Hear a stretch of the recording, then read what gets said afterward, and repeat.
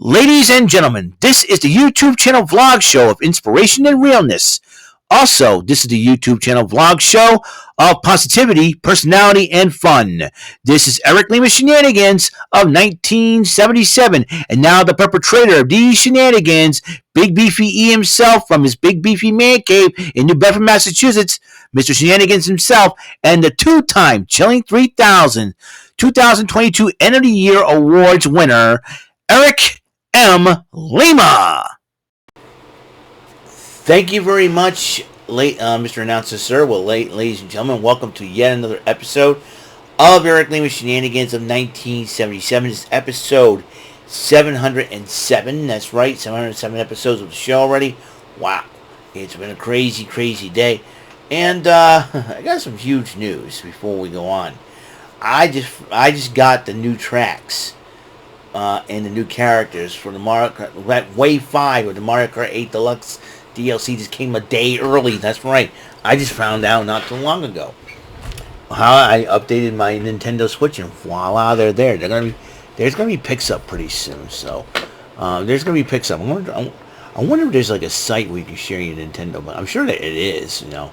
But like share your own pictures. You can share them on social media. But still, why the heck not? Let's have some fun. Alrighty then, check this out. We're going to talk about but before we do all that, we're going to talk about what's happening on NXT right now. In fact, NXT was just over not too long ago. In fact, the Judgement Day has been wreaking havoc on NXT as they kick off NXT to address Carmelo Hayes and Trick Williams. And in response, Trick Williams and Carmelo Hayes interrupt them and they challenge them to a tag matchup. And then from President Mackenzie Mitchell, interviewed Tony D'Angelo via satellite, and Tony D'Angelo says he's got a little bit of confidence. He wasn't so sure about Stacks and anything else. So, and then the lovely Gigi Dolin, the curvaceous, voluptuous, babylicious Gigi Dolin, got a promo with Kiana James, and she revealed a lot of Kiana James' past before she became a businesswoman. And Kiana James was watching the whole thing, freaking out, flipping out. It's like, how did she get all that info?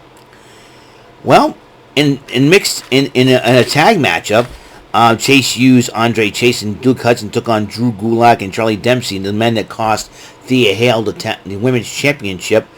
And during the matchup, Thea Hale got Gulak in the Kimura lock. And, and it was a heck of a matchup as Chase U ended up winning that match. Excuse me for yawning. It's been a long day. Bron Breakker took on, Bron Breakker cut a promo on Ilja Dragunov, how he's going to beat Dragunov to become the number one contender to the NXT Championship. Von Wagner and Mr. Stone were talking about, about how,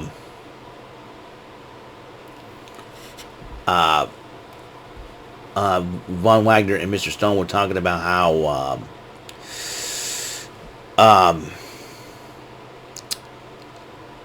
about what Von Wagner did last week on NXT. He says he felt accepted. He was made fun of when he was a kid. And the story, well, let's just say his story does continue on. And he says he's very, very grateful for that. He shook Robert Stone's hand. He just kind of like got up and walked out, and Robert Stone was still thinking about it. So maybe the relationship between Wagner and Stone could be a little stronger. We thought it would be. It's super cool though to see Von Wagner open up for a long time, and I'll tell you what, it's really cool to see that. Well, Keilani Jordan, the newcomer. Keilani Jordan took on Cora Jade, and Jade did win the matchup using her veteran instincts. But she tried to attack Jordan after the Cora Jade tried to attack Keilani Jordan with the candlestick after the match, but Dana Brooke did stop her. Then Dragunov responds to Bron Breakker, saying he'll beat Breakker to become the number one contender, won the NXT Championship. And then Eddie Thorpe and Gable Stevenson were interviewed about the win over Damon Kemp. And Gable Stevenson says, I've done everything in the Olympics, in the gold medal and all that. Maybe he's contemplating his future. Maybe he's thinking about, joining NXT. Who knows for sure. We'll see what happens there. The NXT locker room, though, kind of looked at the match and was talking about the underground match, and then Dijak interrupted and saying, "It's just because one guy wants an underground match, he's a tough guy. Please." It seems like Dijak's in a grumpy mood, man. I don't know what is up with him, dude. That's for sure. Now the number one contenders match of Dragunov versus Breakker. These two went at it. These two went at it, and excuse me, yawn, man. It's like, but however, because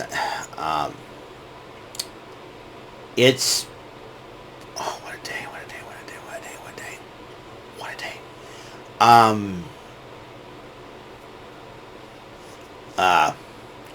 Where am I? Oh, yeah.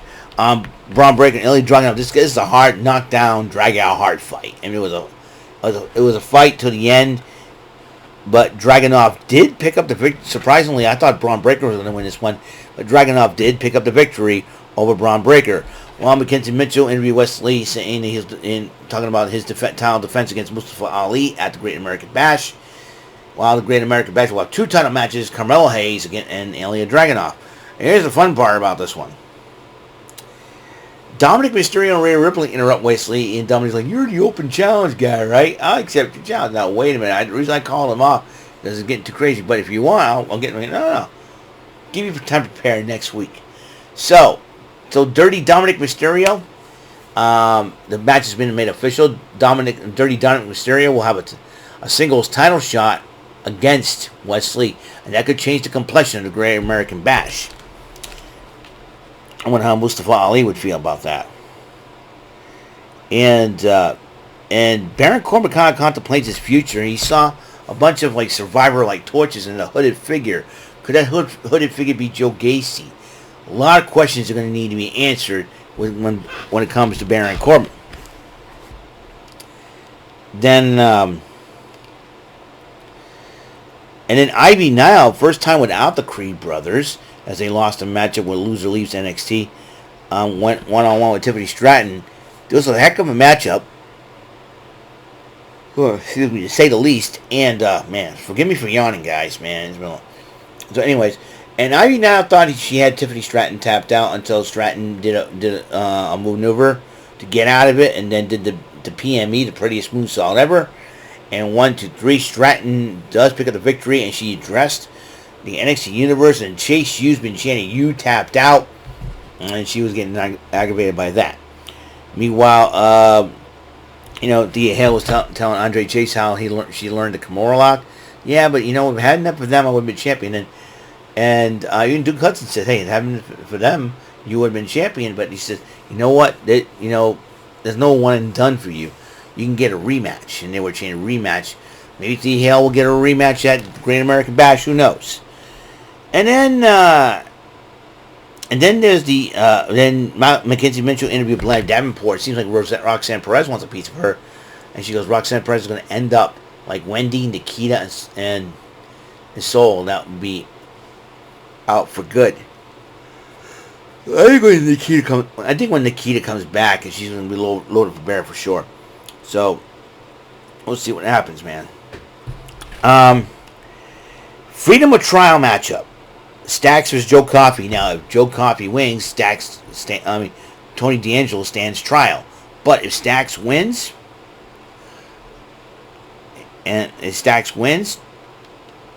Tony D'Angelo's free. And even Tony D'Angelo was encouraging Stacks over the phone, because I think he's watching the match on NXT. But then got a motivation then. And they Stacks brought in a tire iron or a crowbar to try to eat. But then he hits Joe Coffey. But then Wolfgang, was in the ring, and Stacks pulls an Eddie Guerrero. Wolfgang, he throws Wolfgang the tire iron and acts like he got hit with it. Referee caught him with it and Wolfgang got ejected from ringside, and then along with Mark Coffey, but then Stacks took advantage. 1, 2, 3, Stacks wins. Tony D'Angelo's free, and they get their tag team title shot. I wouldn't be surprised the Great American Bash would be the place for it. And then Ivy Nile, who just lost her match after Tiffany Stratton, not very happy, and then Schism was taunting her and all that. She said, "I knew that was you." And how would you think it was me? I'm like, and they had all the other hooded figures and members, but as they were and as all the hooded figures followed the Schism somewhere, there were two familiar hooded figures, and they kind of straggled and kind of looked at Ivy Nile was just didn't even notice. Is there something that I should know? Does Mr. Gacy even know? Could it be those last two hooded figures could be the Creed brothers? And that because of him cheating and scamming, the Creed brothers are still in NXT? This is going to get interesting. That's what I'm guessing here. And Mackenzie Mitchell interviewed Valentina for Royce and Ulysses Leon talking about Supernova Sessions not being on. And they said good. They don't like a metaphor. And then Los Lotarios interrupted them. I'm like, guys, what are you doing? They're not concerned with you. And then all of a sudden, Ulysses Leon goes, at least introduce yourselves before you hit on us. And then Nathan Frazier and Dragon Lee came in and kind of stepped in and goes, anything the problem here? And then also Tyrus just trying to walk away and taunt them a little bit. I'm like, oh boy. Anyways,